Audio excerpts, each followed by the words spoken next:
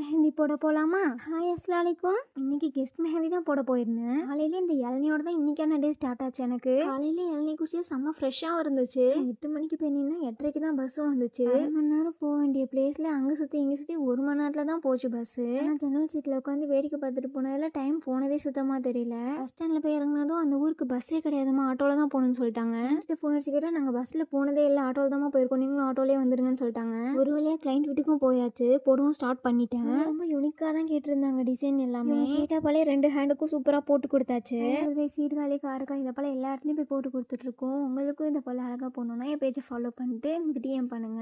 சாப்பிட்டுட்டு back hand போனையும் start பண்ணியாச்சு. இது போல் நிறைய ரோஸ் வச்சு தான் கேட்டிருந்தாங்க, அவங்க கேட்டாப்பாலையும் செஞ்சு கொடுத்தாச்சு. டிசைன்ஸ் எப்படி இருக்குன்னு மறக்காம கமெண்ட்ல சொல்லுங்க. அவங்களையும் ஆட்டோ வர வச்சு சேஃபாக அனுப்பி விட்டாங்க. இந்த எக்ஸ்பீரியன்ஸ் என்னமோ எனக்கு புதுசாக தான் இருந்துச்சு. ரயில்வே கேட்டில் வேற கொஞ்ச நேரம் நிற்க வேண்டியதாகிடுச்சு. அங்கே நின்றதால பஸ்ஸையுமே விட்டுட்டேன். உங்களுக்கு பிடிச்சிருந்துச்சுன்னா மறக்காம ஃபாலோ பண்ணிடுங்க.